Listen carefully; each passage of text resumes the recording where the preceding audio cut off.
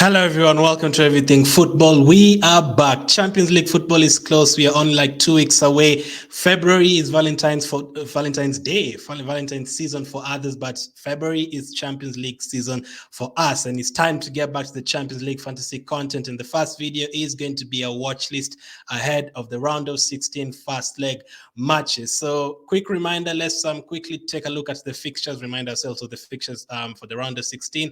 Leipzig will take on Manchester City. Club Brugge will take on Benfica. Liverpool up against Real Madrid. Tottenham will travel to AC Milan first. Frankfurt will take on a very informed Napoli team. Dortmund will face Chelsea.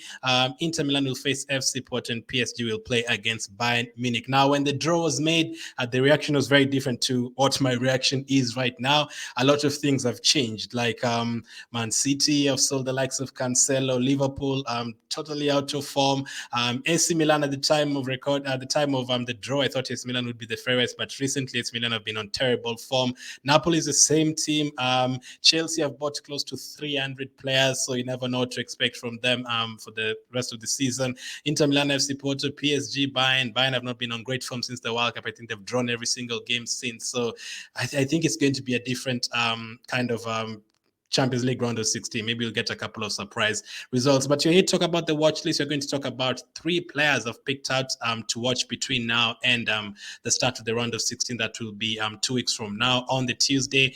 So 3 players. And let's get straight into it. Let me know which ones you agree with and which ones you don't agree with. And the first one we're going to talk about is Victor Osimhen. He's going to cost you 7.9 million and is currently owned by only 2%. I feel like that is criminal. That is only owned by 2%.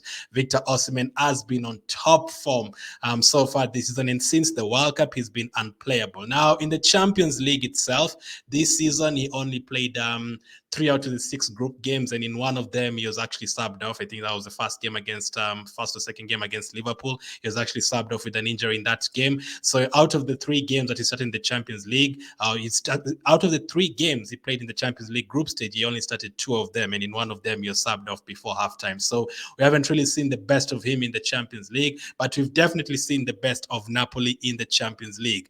Napoli are incredible in the groups. They scored 20 goals in the group stage. They even managed to put like 4 goals past Liverpool in one of the games, which is just incredible. And in Serie A, they're scoring goals for fun. Even since the World Cup, they're scoring goal after goal after goal.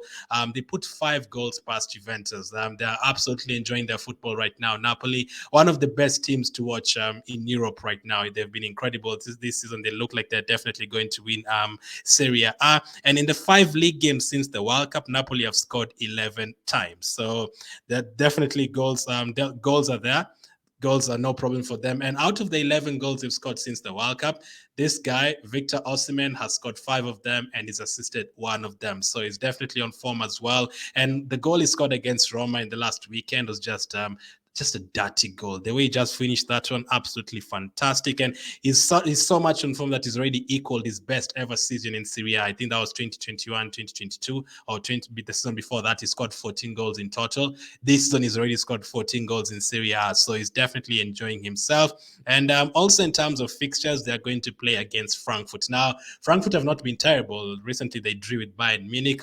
And actually, they've not actually lost a game since the World Cup as well. So they're doing good. But the way Napoli have been playing their attacking football, even before this guy Osimhen came back from his injuries, the likes of Raspadori and Simeone and Politano, they are all playing well forward and midfield as well. They are all doing a great job. But the way Napoli are playing right now, you'd fancy them to score goals in this game. And a team that can score 4 against Liverpool, 5 against Juventus, I would fancy them to score a few goals against Frankfurt as well, home or away. So Victor Osimhen is my first pick. Let's go to the second pick. That will be Joao Mario from Benfica. 6.1 million is what it's going to cost you and is currently owned by 5%. Once again, I feel like that is I think that is a steal. Only owned by 5%. Joao Mario himself and Benfica, they've been absolutely incredible. In the groups, remember they finished top of the group that contained PSG, and that was after scoring 6 goals in the final match. In the 2 games they played against PSG, they didn't even lose one of them. And for Joao Mario personally, he started all 6 games in the groups. He scored 4 goals and got an assist. Obviously, he's on penalties as well. He converted a couple of penalties he got, and also he actually scored against PSG as well. And I think he scored the crucial goal, the last goal against Maccabi Haifa to take them top of the group. So they're really, really enjoying themselves. And in terms of being an attacking force, him, Ramos and Silva as well, they've been absolutely incredible this season. Like they've scored 20 goals, 11 goals, 8 assists, 10 assists. Like the way they're contributing goals, absolutely incredible. And also in the group stage alone, Joao Mario, he also scored from outside the box, which gave him an extra point. He also had 24 ball recoveries, which gave him 6 extra points. So that is a very good team. They are also playing against Club Brugge. Now, Club Brugge in the group stage, they were really, really good. But since the World Cup, Club Brugge have been absolutely terrible. They've played 7 games and they've kept no clean sheets at all. And in those 7 games, they've conceded 13 goals. So Benfica will definitely be licking their lips ahead of that. And obviously, as I said, Benfica finished top of their group. They scored 12 goals in total. Like Joao Mario himself has scored 12 goals in total this season. As I said, he takes penalties. And in the last game, he scored a brace in a 3-0 victory. So they are looking pretty good. They're looking very, very good, Benfica, in that fixture. I would fancy them to go through from that game. So that is another one to keep an eye on. Joao Mario, let's see how they do between now and that fixture. But I don't think anything will change. I think Benfica will still get a couple of wins and they'll score goals. And it's not just him, actually. I'll talk about their whole team, but I will cover that in other videos. I think there's like 4 or 5 other very good picks in that team, including a defender, including a midfield, and the forward players as well. I think they've been absolutely incredible. And as I said, Club Brugge, they're conceding goals for fun. Yes, they're scoring goals as well themselves, Club Brugge. They've actually scored in all 7 of those games, but they've conceded in all 7 of those games. And in a home game, they even conceded 4 goals. So it's looking good for Benfica. So that is my second pick, Joao Mario, 6.1 million. And then the third and final pick is not as convincing as the other 2, but I'm also going according to his we know his CV and the team he's playing has been totally out of form, and the player is Harry Kane. Harry Kane, obviously, this season he's already scored 16 goals in the 21 Premier League games. He also has an assist. He takes the penalties, and when Kane scores, he scores at an explosive rate. Like he can score 2-3 goals in a game. Left foot, right foot header, and recently equaled Tottenham's all-time goal scoring record. So he's only one away from being Tottenham's all-time goal scorer, and I would actually expect him to get that before that Champions League game against AC Milan. Speaking of AC Milan, since the World Cup, AC Milan has played 7 games. They've won only one of them. They are just conceding goals for fun, literally. They've conceded 18 goals in those 7 games, and they've shipped 5 goals against Sassuolo, and also shipped 4 goals against Lazio, and they also conceded 3 against Inter Milan as well. Those last 3 games alone, they've conceded like 10 goals. So that is terrible for them. Absolutely terrible for them in terms of defensive work. And again, this is the fixture I said that during the draw, after the draw was made, I was like, AC Milan could give Tottenham a game here. Obviously, they still could. That's why you need to keep an eye on them for the next 2 weeks. But Tottenham, again, they don't score a lot of goals, but they'll be licking their lips ahead of that fixture. There's still 2 games before the first leg. AC Milan will play against Inter Milan and Torino.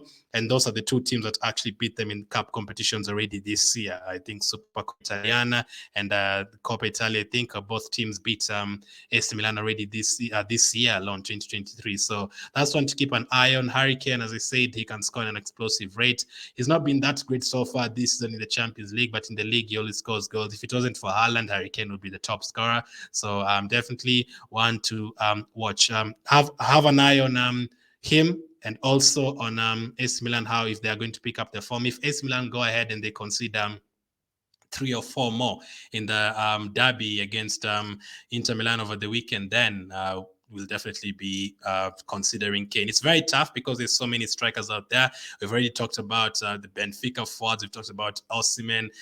Kane himself, Mbappe, Messi, name all these guys. Haaland is there, so it's going to be very hard to fit in Kane, but he's a massive differential. He's only owned by 4%, and all the players I've talked about are actually owned by less than 5%, so you could also count them as differentials too. But we are back. I expect more videos. We'll be doing a team selection video, a fast draft and everything. I actually did a fast draft like just before the World Cup, but a lot has changed. Like people have even changed teams, like Cancelo's changed team and stuff like that. So let's see how it goes. But those are my 3 picks. Let me know which ones you agree with. Let me know which fixtures are you looking forward to the most. Thank you for watching, and I'll definitely catch up with you on the next one.